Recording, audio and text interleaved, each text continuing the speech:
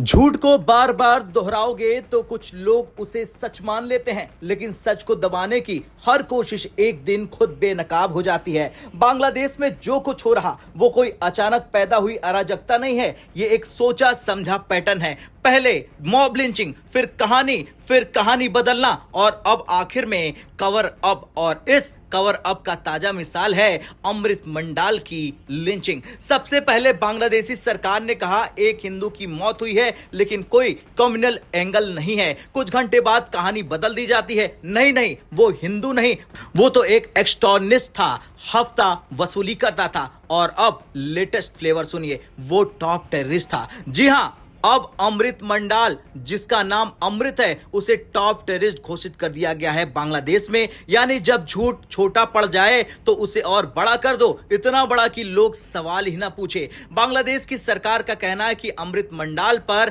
2023 में murder case, कई extortion case, उसके खिलाफ वारंट थे, उसके साथी से विदेशी पिस्टल और पाइप गन मिली।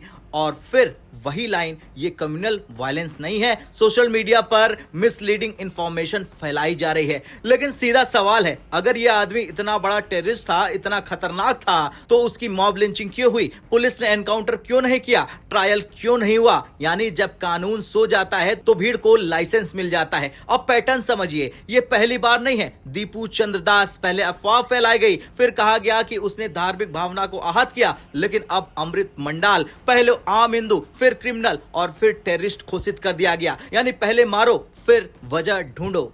तो वहीं बांग्लादेशी हिंदुओं ने साफ कहा कि हम पर हमला इसलिए नहीं हो रहा कि हमने आवामी लीग को सपोर्ट किया, हम पर हमला इसलिए हो रहा क्योंकि हम हिंदू हैं। और किसी ने भी सामने आने की हिम्मत नहीं दिखाई, सब ने कैमरे के पीछे ही बातचीत की। सबको डर है बोलने पर हमला हो जाएगा। यानी जब पीड़ित चुप हो जाए तो समझ लो डर सत्ता बन चुका है। ढाका यूनिवर्सिटी में एंटी इंडिया स्लोगन लगे, लेकिन सवाल पूछिए, भारत का उस लिंचिंग में क्या लेना देना? भारत ने किसे मारा? सच यह है कि एंटी इंडिया दरअसल एंटी हिंदू का कोड वर्ड है। रेडिकल इस्लामिस्ट माइंडसेट में इंडिया को हिंदुओं का देश कहा जाता है, Bangladeshi Hindu extension of India, इसलिए इंडिया को गाली, बांग्लादेशी हिंदुओं पर हमला। विश्वसनीय सूत्रों के मुताबिक 2900 से ज्यादा घटनाएं सामने आई हैं। हिंदू, बौद्ध, ईसाई अल्पसंख्यकों पर हमला हुआ है सिर्फ अंतरिम सरकार के दौरान। और सरकार कहती है कुछ हुआ ही नहीं है। इनकार करना सबसे आसान झूठ है इनका। बांग्लादेश के मशहूर रॉक सिंगर के शो पर